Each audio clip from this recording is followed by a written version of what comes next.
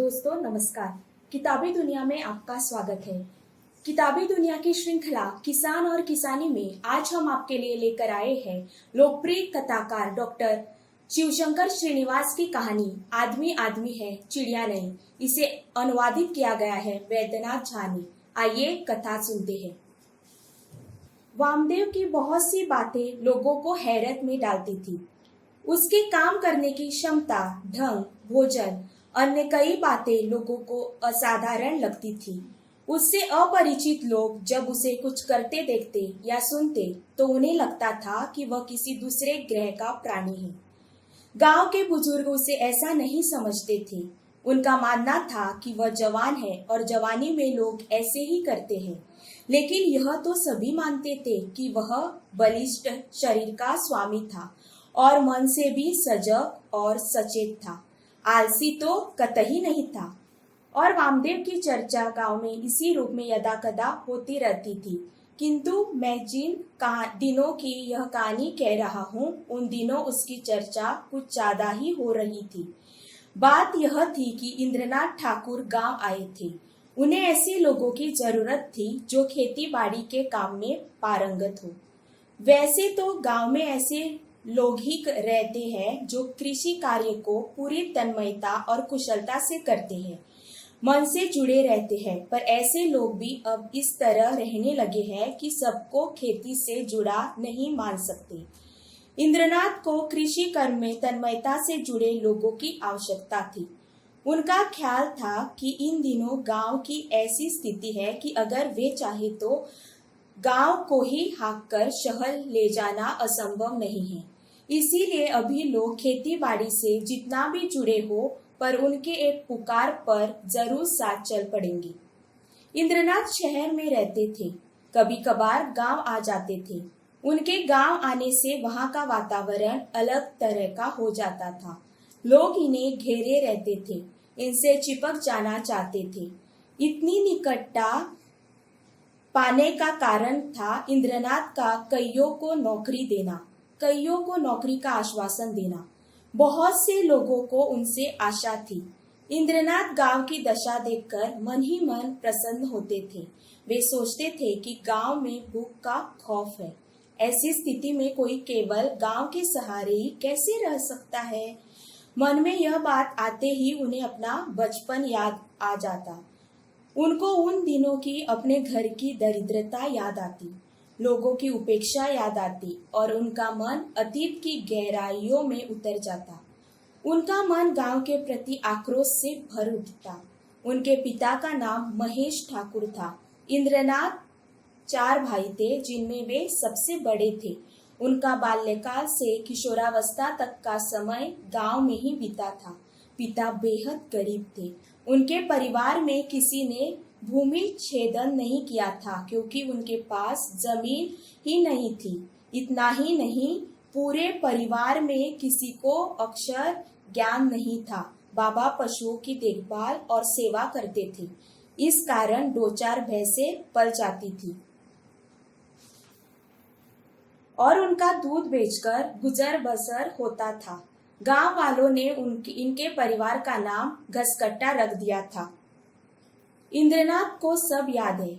एक दिन वे दूध पहुंचाने सुखदेव झा के घर गए थे। वही सुखदेव झा जिसका पौत्र कुबेर झा उनके दरबार का महत्वपूर्ण सदस्य है। गांव का उनका खास मुंह लगा जिसके चेहरे पर वे हमेशा सुखदेव झा की छाया देख प्रफुल्लित होते रहते थे। हाँ, तो उसी से सुखदेव झा के घर एक दिन इंद्रनाथ दूध पहुंचाने गए थे। उस समय सुखदेव झा के डालन पर कोई नहीं था। वह दूध की डोली रखकर एक चौकी जिस पर कंबल चादर बिछा था पर बैठ गई। अभी वह बैठे ही होंगे कि न जाने किधर से सुखदेव झा आ गए और उनकी जो फजीयत की मत पूछी। उनको पकड़कर चौकी पर से ऐसे उतारा कि उन्हें लगा जैसे बांह टूट गई, आंखें डबडबा गई। उनके जी में आया था कि दूध की डोली उठाकर बिना दूध दिए वापस चले जाए, पर ऐसा न कर सके। सुखदेव झा ने तब तक दूध की डोली अंदर भेज दी। वह एक तरह से रोते हुए घर लौटे थे। आते ही उन्होंने पिता को बताया तो पिता ने उल्टे उन्हीं को डांट दिया, पर माँ ने नहीं डांटा। उल्टे माँ ने सुखदेव झा को बहुत बुरा भला कहा, श्राप दिया। वो अपने बाप यानी इंद्रनाथ के नाना को भी बड़बड़ाकर दोष दिया था कि वह बेटी नहीं अपने बाप की शत्रु थी, तभी तो इस घसकट्टा परिवार में उन्हें ब्याह था। ऐसे परिवार में जिनके बाल बच्चों को लोग चौकी पर भी नहीं बैठने देते। इंद्रनाथ को गांव की बहुत सी बातें याद थी, पर एक बात और जो हमेशा उनके मन में बहती रहती है वह है राम बहादुर झा के घर की। राम बहादुर झा उस गांव के सबसे धनवान व्यक्ति थे। अब कैसे धनी बने यह तो दुनिया जानती है, पर प्रकट में वह धर्मात्मा थे। उनके पूजा पाठ नियम निष्ठा की चर्चा आसपास के इलाके में थी। वे रोज सवेरे 4 बजे उठते थे। सूर्योदय होते होते उनकी पूजा समाप्त हो जाती थी। पूजा समाप्त होने पर नौकर एक सूप में चावल लेकर पोखर पर आता था। पोखर भी ज्यादा दूर नहीं था, बस उनके दालान से 10-12 लग्गा दूर। पोखर के पूर्वी महार पर ईंटों का खूब ऊंचा चबूतरा बना था। नौकर उसी चबूतरे पर चावल से भरा सूप रखकर किनारे खड़ा हो जाता। राम बहादुर झा पूजा घर से बाहर निकाल थोड़ी देर पश्चिमी महार पर खड़े थे। जल पर पड़ रहे सूर्य के प्रतिबिंब को देखते हाथ जोड़कर प्रणाम करते, सर्व पापहरम देवम तम सूर्यम प्रणाम्यहम्। उसके बाद पश्चिमी महार की तरफ से सीधे पूर्वी महार आते, उत्तरी महार से सीधे नहीं आते थे। उस महार पर रंग बिरंगे फूल थे। उस मेड़ को लोग फूलों की वाली महार कहते थे। वह बहुत मनोरम फुलवारी थी। राम बहादुर झा उसी फुलवारी के रास्ते टहलते हुए माली को किसी पेड़ के बारे में, किसी फूल के बारे में कुछ न कुछ बतलाते हुए पूर्वी महार पर आ जाते थे। वह तालाब चारों ओर के महार से इस तरह घिरा था कि वहां कोई नहीं जा सकता था।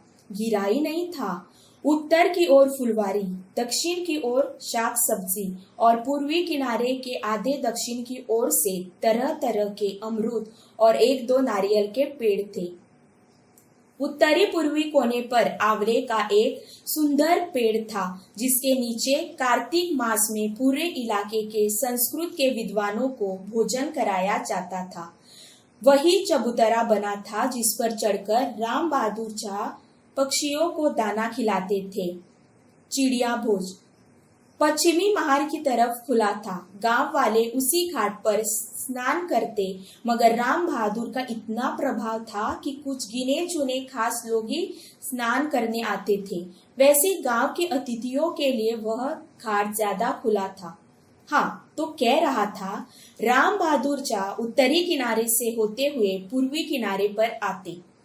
वहां चबूतरे पर चढ़कर मुट्ठी में चावल लेकर ऊपर उछाल उछाल कर चारों तरफ बिखेरते। यह उनका रोज का काम था। पक्षी भी यह बात जानते। वे झुंड के झुंड इकट्ठे होते, तरह तरह के पक्षी, तरह तरह के स्वर, और राम बहादुर झा आनंदित हो रहे होते।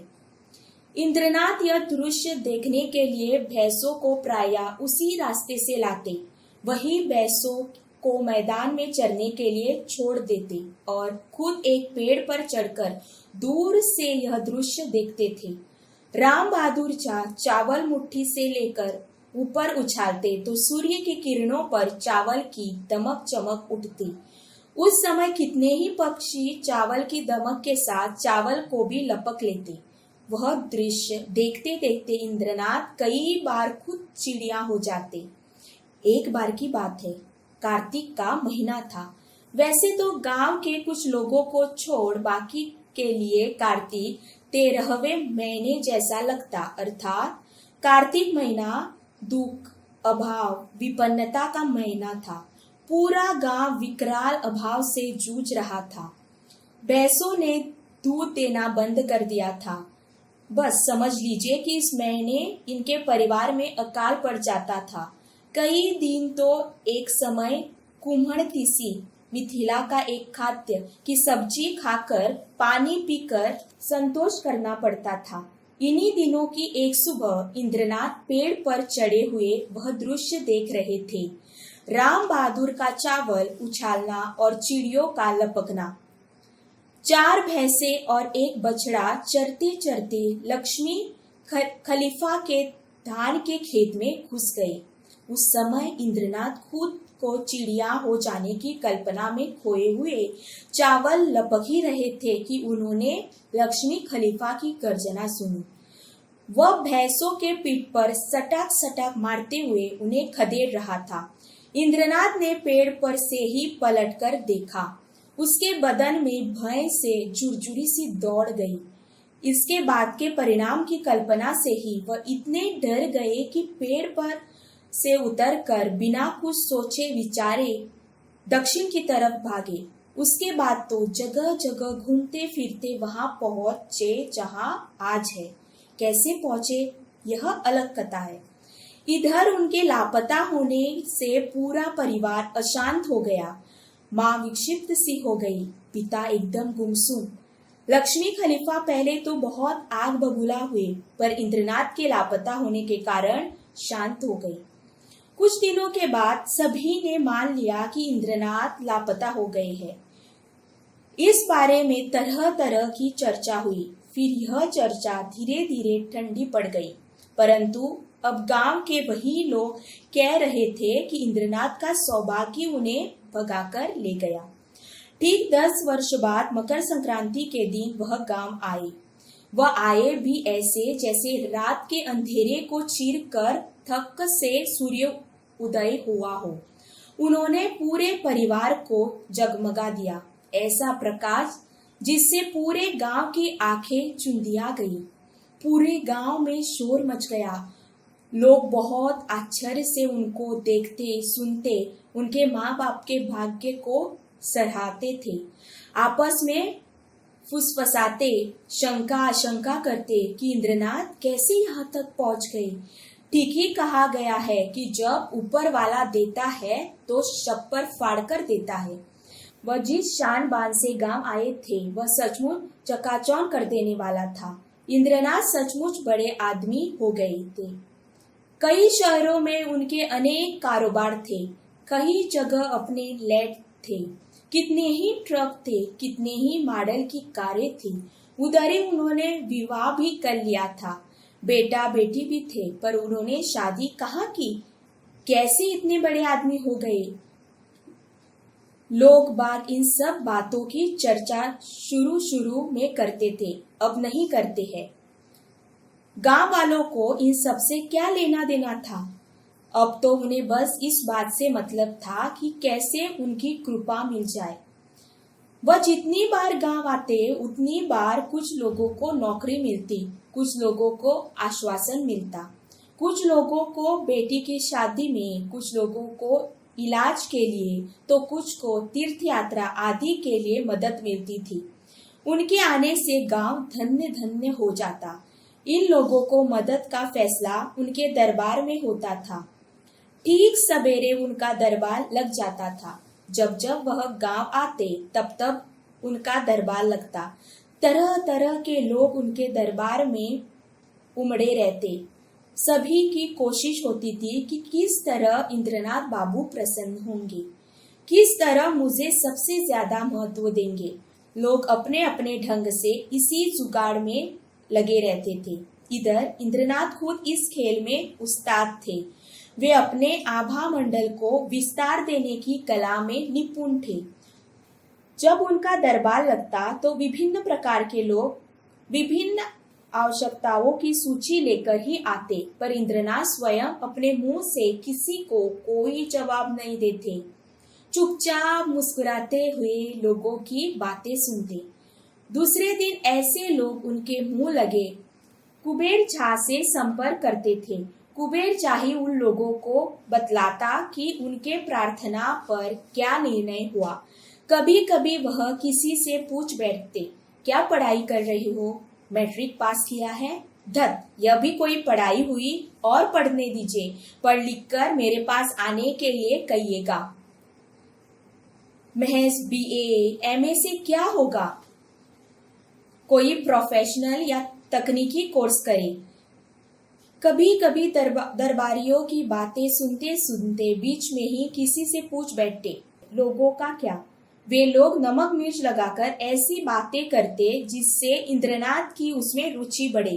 किसी की निंदा में उन्हें बहुत रस आता। गांव में बेरोजगारी बढ़ रही है, लोग पढ़ाई लिखाई में से विमुख हो रहे हैं। जिसकी माली हालत अच्छी थी उसकी हालत अब खराब हो रही है। ये सब सुन उन्हें बड़ा मजा आता और यही मजा लेने वे अपना महत्व दिखाने के लिए गांव आते थे। जब वह अपनी बैठक में दरबारियों से घिरे बैठे रहते थे तो उनको लगता था कि वह राम बहादुर झा हो गए हैं, वही राम बहादुर झा जो रोज चिड़िया भोज करते थे। जब वह अंजूरी में चावल लेकर ऊपर उछालते थे तो पक्षीगण चावल को उसी चमक के साथ ऊपर ही लपक लेना चाहते थे। वही इंद्रनाथ अब मन ही मन राम बहादुर झा हो रहे थे। हाँ, अब स्थिति बदल गई है। अब इनको अपने दरबार में आए लोग चिड़िया लगते। किसी का मुंह मैना, किसी का मुंह कबूतर, किसी का बुलबुल और किसी का कौवा जैसा। और उस समय वे इतने प्रसन्न हो जाते कि जब किसी दरबारी को कोई आश्वासन देकर उनकी प्रसन्न आंखों को बिखरे गए दाने की चुगती चिड़िया की तरह देखते रहते, मुस्कुराते मुस्कुराते सोचते गांव के लोग गर्त में जा रहे हैं। ऐसी मनस्थिति देखते हुए उन्हें बहुत आनंद आता था और वही आनंद लेने के लिए वह गांव आते थे। वह आनंद लेने की उन्हें ऐसी लत लग गई कि वह साल में 2-3 बार गांव आने लगे। वैसे इंद्रनाथ गांव आते हैं तो पूरा गांव इसे अपनी पर उनकी कृपा मानता है, अन्यथा उनके जैसा आदमी गांव क्यों आए? गांव से उन्हें क्या काम? अभी तक तो जो गांव से गया उसके लिए गांव जैसी खराब जगह कोई नहीं। इसीलिए ऐसे लोग गांव छोड़ शहर में ही बसना चाहते हैं। पहले इंद्रनाथ गांव आते थे तो किसी से अपनी जरूरतों के बारे में जिक्र नहीं करते। गांव के लोग ही उनसे अपनी जरूरतों का रोना रोते थे। इंद्रनाथ उनकी जरूरतों को पूरा करते थे, परंतु इस बार वह गांव आए तो उन्होंने दरबारियों से अपनी जरूरत बताई। इस बार उन्हें एक ऐसे व्यक्ति की जरूरत थी जो खेती बाड़ी के काम में तन्मयता से लिप्त हो। कारण वह था कि उन्होंने दिल्ली से सटे हरियाणा में कुछ खेत खरीदे थे जिन्हें वे फार्म कहते थे। उसमें उन्होंने तरह तरह के फल फूल सब्जियां लगाई थी, धान भी, गेहूं भी, कुछ अन्य चीजें भी उगाते थे। वह अपने फार्म में उर्वरक या खाद नहीं डालते थे। अब वह ऐसे ही बिना खाद का इस्तेमाल किए अनाज और फल खाना चाहते थे, पर उन्हें इस फार्म के सही संचालन के लिए कुशल खेतीहर व्यक्ति की जरूरत थी। वैसा व्यक्ति उन्हें मिल नहीं रहा था। उन्होंने कई लोगों को रखा पर नाकाम। उन्हें समर्पित और कुशल व्यक्ति की आवश्यकता थी। कुबेर झा, हरिदेव झा ने कई लोगों को उनसे मिलवाया पर कोई पसंद नहीं आया। बातचीत चलती रही। एक दिन दिलीप ने कहा, कुबेर भाई, वामदेव कैसा रहेगा? वामदेव का नाम सुनते ही जैसे सबके चेहरे खिल उठे। सबको यह नाम जम गया। वैसे कईयों को शंका थी कि वह जाएगा या नहीं, परंतु पैसे का लोभ सबकी आशंका को कमजोर कर देती। खुद इंद्रनाथ वामदेव को नहीं जानते थे। उन्होंने पूछा, कौन है वामदेव? वामदेव के बारे में सभी कुछ न कुछ बताने लगे। ओहो, इसका मतलब यह हुआ कि मैं इस गांव में बहुत लोगों को नहीं जानता। वे लोग इधर नहीं आते क्या? पूछकर इंद्रनाथ फिर से उसका हुलिया लेने लगे और तभी से उनके दरबार में वामदेव की चर्चा शुरू हो गई। वैसे भी गांव में तरह तरह की चर्चाएं होती रहती है। कभी चर्चा होती है कि गांव में आजकल सबसे ज्यादा धन कौन कमा रहा है। कभी यह चर्चा होती है कि आजकल गांव में सबसे ज्यादा कौन खट रहा है। सबसे अधिक हाड़ तोड़ मेहनत करने वालों में वामदेव का नाम था। ऐसा परिश्रमी जो किसी को भी हैरत में डाल दे। तो दरबार में वामदेव की चर्चा शुरू हो गई। वैसे भी वह दरबार किसी की प्रशंसा या निंदा में कोई सानी नहीं रखता था। इन चर्चाओं का एक ही प्रयोजन था कि किस तरह किससे क्या सुनकर इंद्रनाथ जी प्रसन्न होंगी। अतः जब दरबारियों की समझ में आ गया कि वामदेव जैसे व्यक्ति की उन्हें जरूरत है, तो कई दिनों तक उसी की चर्चा चलाते रहे।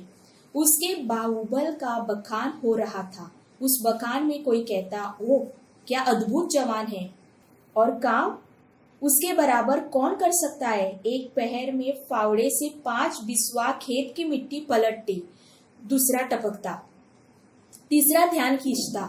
उस समय की बात याद है जब अकेले मर्दवे ने ट्रक भर गन्ना लाद लिया था। चौथा व्यक्ति उस तीसरे से थोड़ा जलता था। उसने बात को उधर ही धकियाते हुए कहा, ए भाई क्या गन्ना खाता है, वह दांत है कि मशीन। थोड़ी ही देर में गन्ना चूस कर गोल मिट्टी की ढेर लगा देता है तो विचित्र आदमी। इसको देखता हूँ तो ऐसा लगता है कि जैसे लोरी ताड़ के पेड़ का छड़ी बनाकर पशु चराता होगा।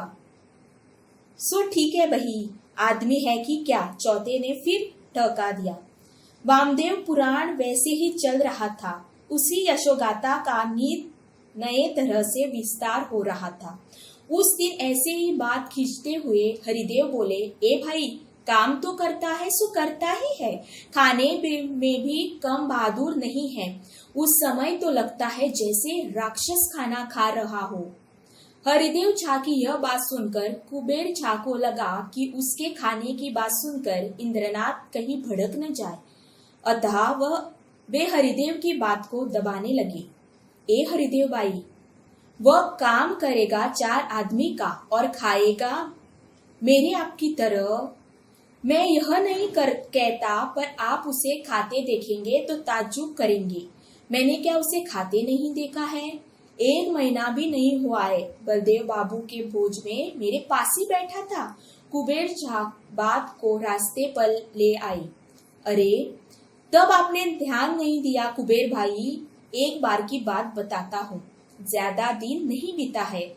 मुन्नी राउत के बैठक में हम कई लोग बैठे थे।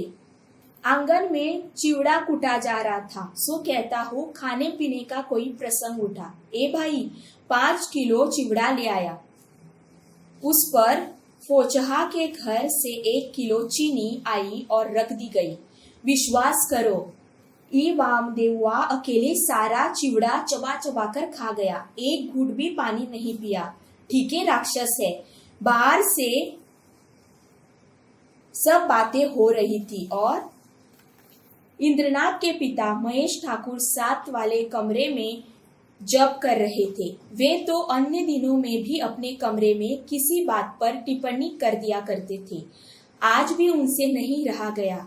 वह गोमुखी में माला पर बल रहे उंगलियों को रोककर बोले, अरे तुम लोग इस वामदेवा की क्या चर्चा कर रहे हो? वह क्या खाएगा?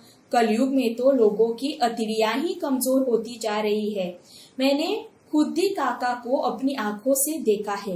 एक सेर महुआ, एक मोटा अनाज का रोटी, फुलके नहीं रोटी, हाथ से पोही हुई ये मोटी मोटी रोटी किलो भर हरी मिर्च, नमक और बड़े बड़े फांक वाले अचार के साथ खा गए थे।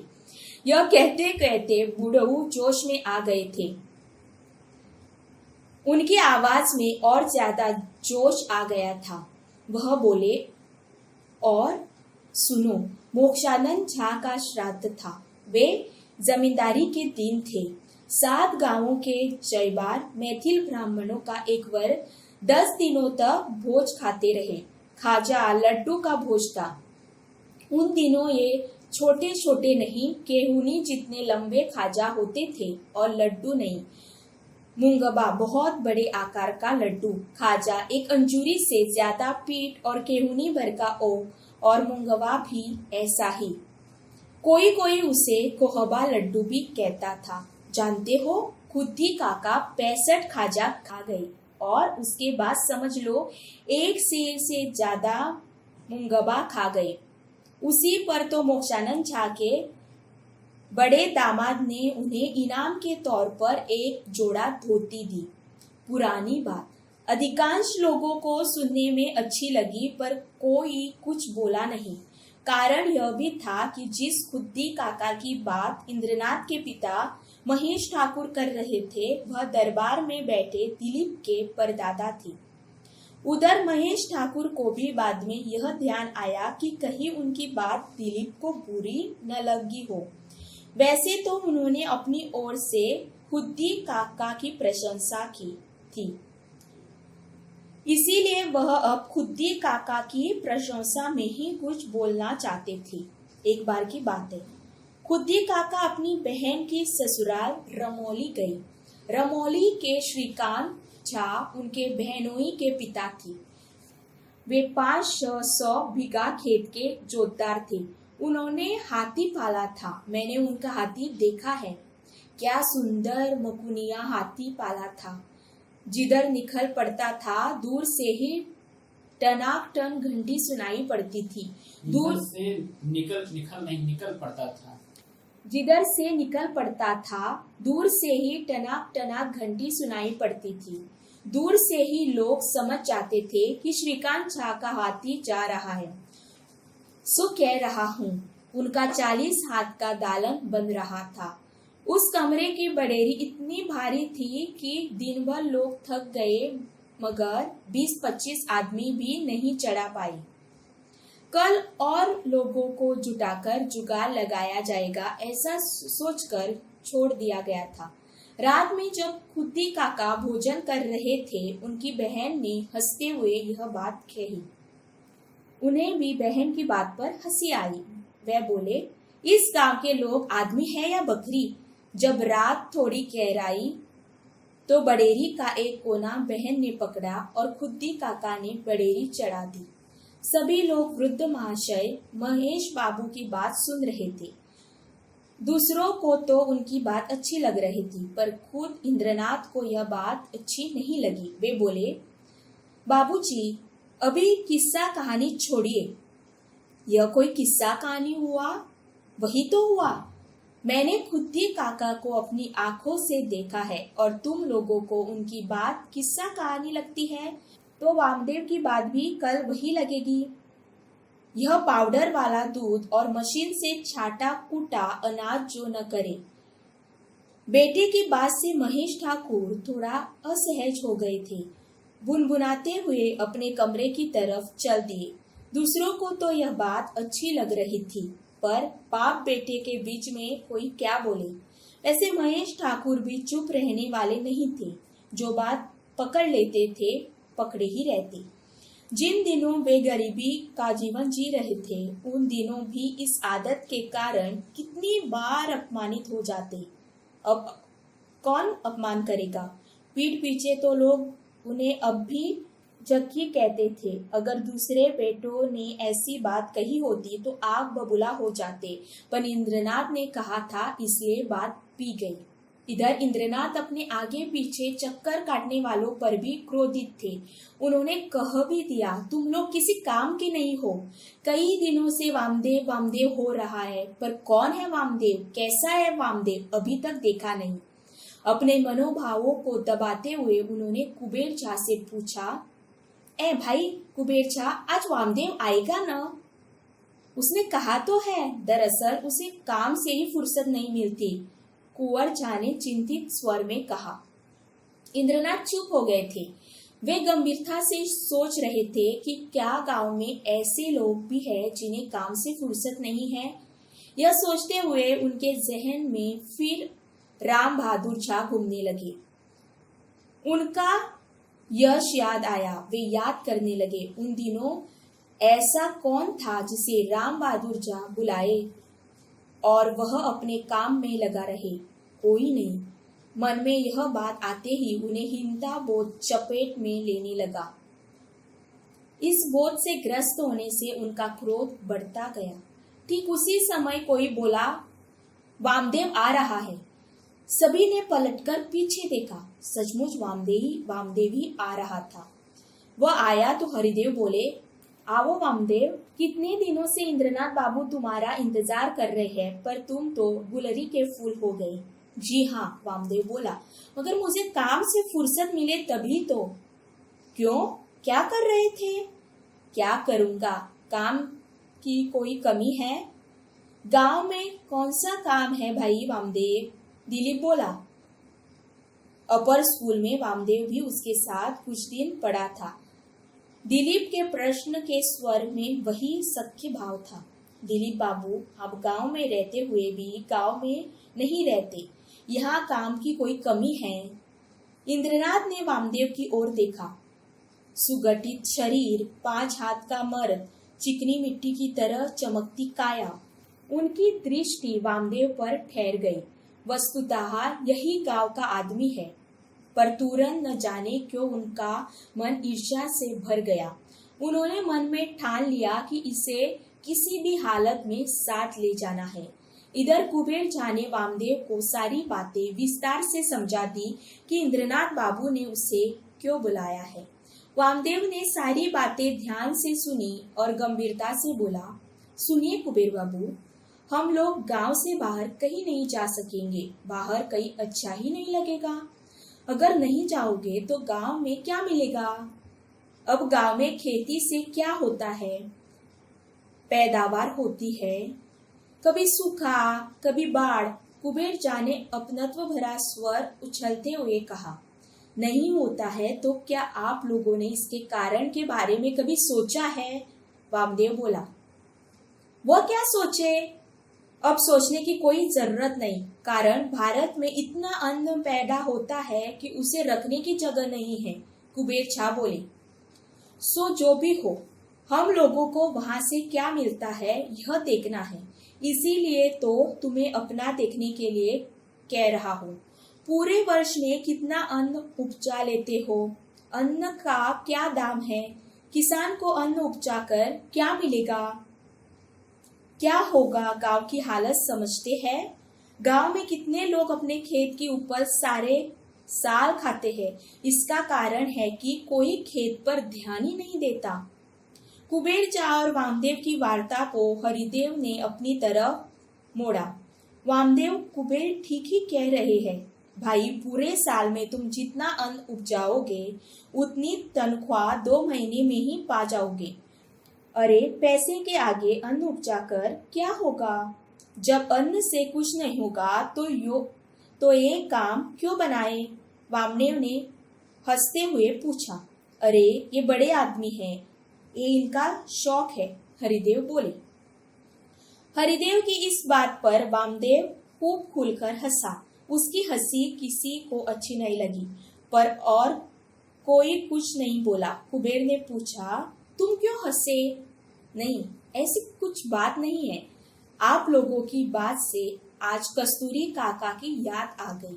एक दिन मैंने उनसे पूछा, काका, हम लोगों के खेतों में नकटा, मिथिला में पाए जाने वाले पक्षी बटेर आते हैं। अब ये पक्षी दिखाई नहीं पड़ते। वे बोले, पहले जहाँ जहाँ सुविधा मिलती थी वहाँ वहाँ उड़ जाते थे। मनुष्य की तरह पक्षियों के घर नहीं होते। वे सूखे या बाढ़ से नहीं लड़ सकते, नहीं पाला फाड़ सकते हैं। इसीलिए स्थिति अनुकूल खोजते उड़ते रहते हैं। अब तो अपने यहाँ मनुष्य उड़ रहा है तो दूसरी जगह से पक्षी कहाँ से आएंगे? यह कहकर वामदेव फिर हंसने लगे। यह तो बेतुकी बात है, कुछ भी बोल दिए और हंस पड़े। कुबेर झा दांत पीसते हुए बोला, पर वामदेव ने उस पर ध्यान नहीं दिया। वह दूसरी ओर देखने लगा।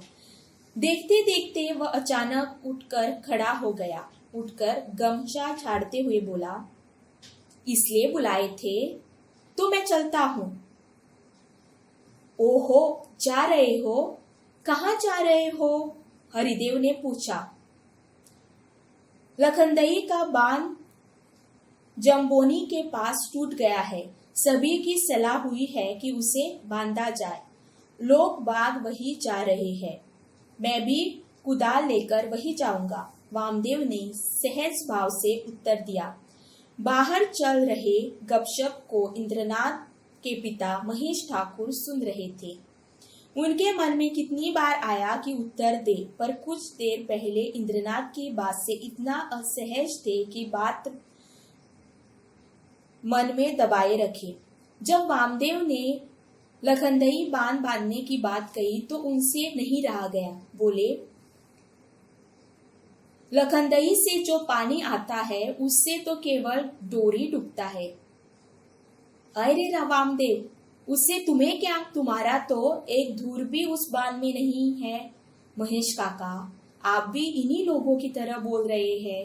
बेशक वह मेरा बांध नहीं है, पर है तो मेरे गांव का ही।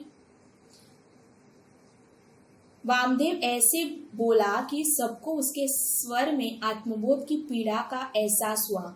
उसकी बात सुनकर इंद्रनाथ मन ही मन तिलमिला उठे। उन्हें लगा कि यह वामदेव उनका अपमान कर रहा है। यह अनुभव होते ही उन्हें लगा जैसे वे गांव आते हुए भी पूरी तरह गांव नहीं आ पाए हैं। उन्हें अपने कद महत्व में कमी लगी। वे उदास होने लगे। इंद्रनाथ के चेहरे का रंग बदलते देख कुबेर जा वामदेव पर क्रोधित होते हुए बोले, सुनो वामदेव, इंद्रनाथ के पास इतना वक्त नहीं है कि बार बार तुम्हें बुलाए।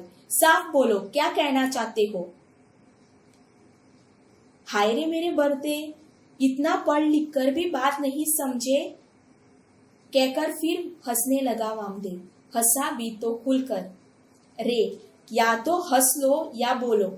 इस बार कुबेर जा उसे डपटते हुए बोले, है कुबेर जा, ऐसे में मत डपटो। आप चिड़िया और मनुष्य में अंतर नहीं समझते तो मैं क्या करूं? कहते हुए वामदेव वहां से चल पड़ा।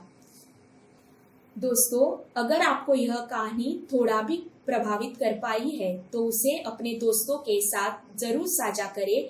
शुक्रिया।